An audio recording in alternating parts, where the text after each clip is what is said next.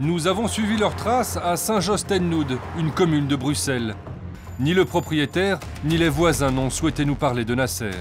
Je cherche à avoir quelques renseignements sur le monsieur qui vous louait la boulangerie. Je vous laisse parce que je suis en visite pour l'instant, monsieur. Bon, je vous rappelle dans la journée. Il ne répondra plus au téléphone par la suite. Les membres de l'État islamique aiment faire parler d'eux. En juin dernier, ils ont accueilli un journaliste du magazine américain Vice News. Il a pu les suivre en Syrie, dans les villes qu'ils venaient de conquérir par les armes. Un homme en particulier se laisse filmer. Il se fait appeler Abdullah le Belge. Pour la caméra, il réalise une interview de son fils, lui aussi prénommé Abdullah. Une interview qui fait froid dans le dos. انت من بلجيكا ولا من الدولة الإسلامية؟ احكي معك من دولة الإسلام. تحب دولة الإسلام؟ أكيد. إن شاء الله. ماذا تريد أن تبقى مجاهد أم عمل استشهادية؟ مجاهد. لماذا تقتل الكفار؟ لماذا تقتل الكفار؟ إيش عمل الكفار؟ يعني هم يقتلوا المسلمين. كل الكفار مثل كفار أوروبا. Un lavage de cerveau en bonne et due forme. Officiellement, 300 Belges sont partis faire le djihad en Syrie, comme ceux-ci que l'on voit en plein combat, parlant le flamand.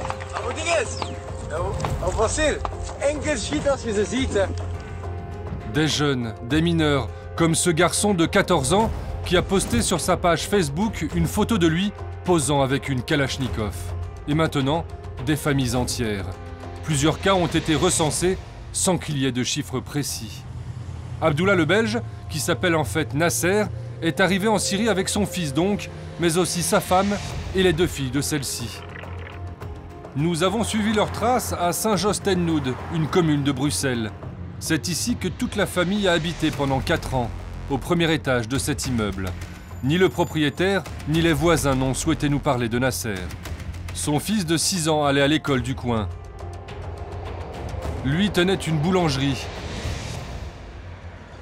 Il l'a fermée au début de l'année avant de partir. Nous contactons l'agence immobilière qui gère le local. Je cherche à avoir quelques renseignements sur le monsieur qui vous louait la boulangerie. Je vous laisse parce que je suis en visite pour l'instant, monsieur. Bon, je vous rappelle dans la journée. Merci, au revoir. Il ne répondra plus au téléphone par la suite. Mais devant la boulangerie, nous retrouvons quelqu'un qui a côtoyé Nasser pendant 2 ans. Nous le filmons à son insu. Il l'identifie formellement sur des photos. C'est lui, c'est lui, et sans l'appart. Sans la barbe. Ah ouais. Ah bon? Ah ouais, ça vous embête? Ah ouais? On dirait pas, franchement, quand ils étaient ici. C'est une famille conservatrice, parce que sa femme était bien voilée, mais pas un truc sur le visage. Mais ils vendaient ici, là, la famille était vendue, ça a été... Le propriétaire n'a pas été payé pendant 6 mois. Hein. Ah, le proprio, ouais. Il est parti comme ça, en fait. Et donc du jour au lendemain? Du jour au lendemain. Pas de nouvelles? Rien du tout. Et vous, il vous en avez parlé de ça? Franchement, non. Non, pas de... Franchement, non. Les autorités suivent le dossier. Roland Thiebaud, le coordinateur de la police pour la zone nord de Bruxelles, nous apprend que Nasser est en fait français et que la justice belge a ouvert une enquête. L'homme en question a très rapidement quitté les lieux en vendant ses meubles et en déclarant à ses voisins qu'il allait se rendre en Angleterre. Maintenant, on a évidemment pu se rendre compte que la destination était tout autre. Amener un enfant dans une zone de combat, pour un enfant, évidemment, ça présente un danger réel. Maintenant, évidemment, la responsabilité des parents sera établie et donc, si le parquet décide alors des poursuites, à ce moment-là, il y aura des poursuites à charge des parents.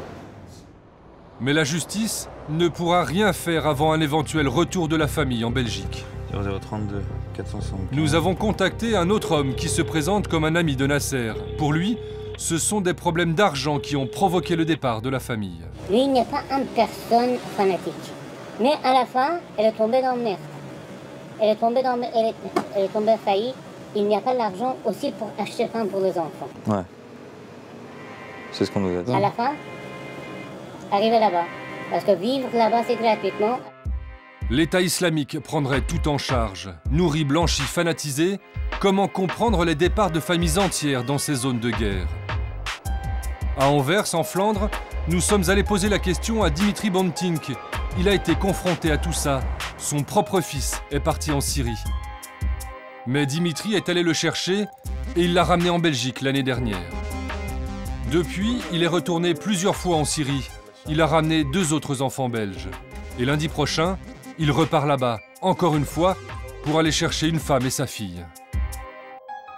Ça, c'est le symbole, la signe de front islamique. C'est vos seules protections? Oui. Et ensemble avec les Moudjahidines d'Altawi, toujours. Oui. C'est sa dernière mission. Et je suis fatigué aussi parce que ça fait plus que d'1 an. Je suis comme Pentagone tous les jours. Je debout et dormir avec souris. Il y a plein de parents qui viennent ici de moi, de Danemark, de Canada, d'Hollande, de France, pour demander d'expertise et adviser et tout. En Syrie, Dimitri Bontink a pu parler avec les fanatiques de l'État islamique, avec de jeunes Belges enrôlés dans leur rang. Il est ami avec eux sur Facebook. Et Vanti, communication. C'est un ami de votre fils, c'est ça? Oui. Mais qui est encore sur place? Oui, et pas mourir encore, parce qu'il y a plein de jeunes qui mourent là. Sur un autre profil Facebook, un djihadiste tient une tête tranchée dans sa main. Et qu'est-ce que vous lui dites à lui? Reviens. Tu penses à quelqu'un comme ça va revenir? Je pense non. Non. Les jeunes invitaient moi aussi pour viens là et pour rester et prendre une nouvelle vie là. Il vous l'a demandé lui? Oui, il y a plein de jeunes qui m'ont demandé. Oui, toujours. Vous lui dites non? Et j'ai dit non, non. Pour lui, par endoctrinement, comme dans une secte, les fous d'Allah arrivent à faire croire aux nouveaux venus qu'ils ont enfin un endroit à eux, accueillant, malgré la guerre. Tu sais, il y a des jeunes qui départent là parce qu'ils n'ont pas trouvé un travail en Belgique, pas trouvé un travail en France. Pourquoi? Parce qu'il s'appelle Mohamed. Maintenant aussi, qu'est-ce qui se passe avec les 2 pères belges, notre dernière mission? Les fils invitaient les papas pour venir là, pour habiter là. Et il dit, voilà, papa, voir les éléments positifs dans un État islamique.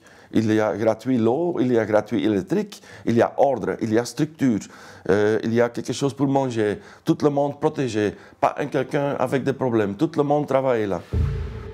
Et ensuite, le lavage de cerveau fait son office. Les jeunes recrues en arrivent à accepter l'horreur, le meurtre, le fanatisme. Dimitri Bontink accuse les autorités d'être dépassées par ces questions. À Schaerbeek, une commune du nord de Bruxelles qui a été confrontée à des départs en Syrie et des retours, le maire ne parle pas d'impuissance, mais de retard. Les services de renseignement s'en préoccupent de plus en plus et de mieux en mieux, mais ils n'étaient pas totalement prêts. Il manque parfois, à mon avis, d'informations sur ces communautés parce qu'elles sont très fermées, très isolées. Ces gens parlent arabe ou d'autres langues. Nos services d'enquête ne sont pas toujours au fait de tout ce qui se passe sur Internet ailleurs. La justice aurait dû se préoccuper beaucoup plus tôt de ce phénomène. Peut-être aurait-on empêché quelques départs et stoppé plus rapidement le développement du phénomène.